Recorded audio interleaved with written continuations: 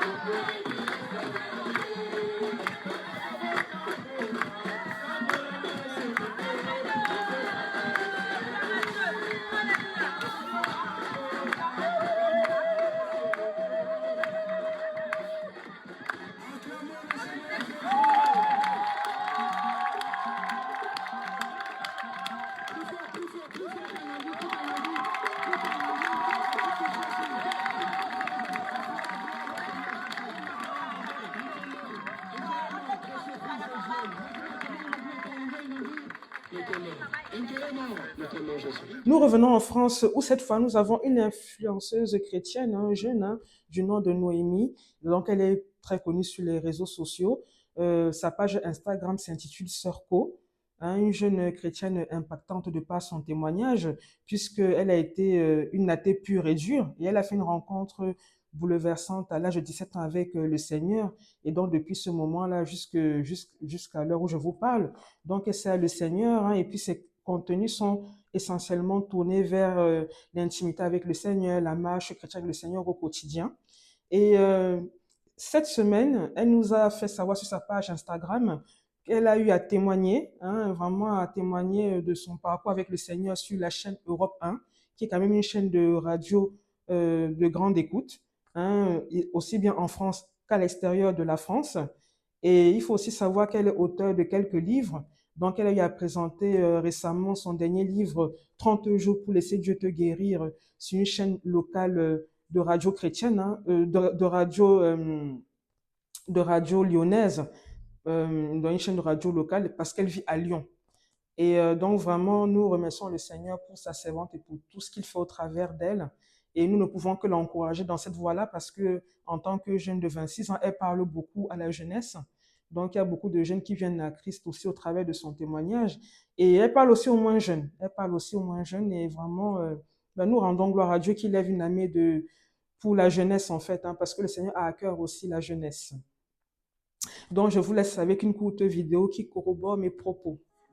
Si Jésus avait cherché à plaire à la foule, il ne serait jamais allé à la croix. Ils ont suivi Jésus, ils ont vu ses miracles, ils ont mangé le pain multiplié. Ils l'ont applaudi, acclamé, jusqu'au jour où ses paroles ont dérangé. Dans Jean 6 au verset 60, ils n'ont pas quitté Jésus par manque de preuves. Ils l'ont quitté parce que la vérité les a confrontés. Ses paroles étaient trop dures, trop inaccessibles et inhumaines. Aujourd'hui, rien n'a changé. On veut un Dieu qui restaure, qui bénit, pas un Dieu qui confronte, qui exige du renoncement ou qui demande du changement. Jésus aimait les hommes profondément, mais il ne cherchait pas leur validation. Les mêmes qui peuvent t'acclamer et t'encourager seront les mêmes qui pourront te critiquer. Même quand c'est dur, même quand tu te sens seul, même quand ça pique, même quand ce que Dieu te met à cœur te demande vraiment un profond renoncement.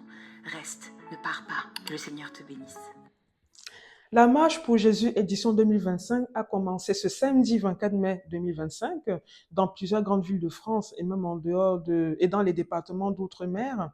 Donc, il faut savoir, par exemple, que l'édition de Paris, le départ s'est fait de la place du Trocadéro à 13 heures. Donc, au travers d'un itinéraire défini, hein, les troupes marchent et proclament l'amour de Jésus, hein, pour tous, hein, que ce soit au travers des prières, des proclamations de foi, au travers des chants. Donc, voilà, nous remercions le Seigneur de ce que cette marche pour Jésus peut avoir lieu chaque année et que les populations et que les âmes soient touchées et soient aussi attirées à Jésus par ce moyen-là. Nous allons faire un bref retour historique. Il faut savoir que la première marche pour Jésus a eu lieu à Londres en 1987. Ensuite, ils étaient 15 000. L'année d'après, ils étaient 55 000. Et les années suivantes ont vu un certain nombre de pays s'ajouter, hein, avec un point entre guillemets culminant en 94 avec la marche mondiale pour Jésus. En France, la première édition a eu lieu en 1991 et depuis, hein, chaque année a lieu la marche pour Jésus.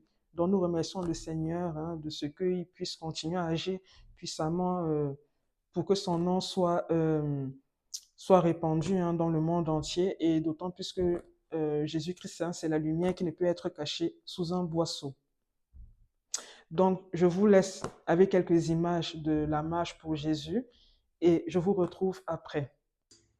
Bonjour les amis, je suis Jean-Luc Traxel de la Suisse et c'est pour moi une joie de vous inviter à la Marche pour Jésus à Paris le 24 mai. Nous allons depuis le Trocadéro prêcher l'évangile au pied de la Tour Eiffel où des dizaines de milliers de personnes vont entendre cette bonne nouvelle. Mais surtout, ensemble, avec les différentes dénominations, dans l'unité, alors que nous croyons que Jésus est la solution. Il est le chemin, la vérité et la vie. C'est la raison pour laquelle, ensemble, nous allons marcher dans cette magnifique ville des Lumières et nous allons amener la lumière du Christ, la gloire de Dieu. Nous allons prêcher, prophétiser, guérir les malades, chasser les démons et nous allons voir cette puissance de Dieu se manifester pour Paris et tous ceux qui seront présents. Alors, manquez pas ce rendez-vous samedi 24 mai à Paris, la marche pour Jésus. Que Dieu vous bénisse. Je vous invite à la conférence d'évangélisation et de sanctification qui aura lieu dans les Hauts-de-France à Méru, qui est organisée par le pasteur Serge Brun. Donc, vous aurez toutes les informations sur le site www.ministère de la réconciliation, le tout attaché et en minuscule.fr, rubrique agenda conférence. Donc, je vous laisse aussi avec notre petit reportage qui revient sur la 6e édition de la conférence de gloire organisée par l'apôtre Daniel Vindigny. Nous nous retrouvons dans un mois. Soyez bénis, passez une bonne journée, vous et vos familles. Bonjour, ici Estelle Siwe, journaliste à El Elyon TV. Donc, nous sommes actuellement à la 6e édition, hein, de la conférence de gloire organisée par le ministère Le Salut pour le monde de l'apôtre Daniel Vindigny, hein, qui est aussi pasteur. Donc, cette conférence se déroule sur 2 jours et l'autre invité de cette conférence est Madame Aurélie Le Pécheur, alias Aurélie Preston, ancienne candidate de télé-réalité qui a fait une rencontre bouleversante avec le Seigneur. Je vous invite donc à nous suivre dans les coulisses pour pouvoir vous présenter les événements. Venez avec moi.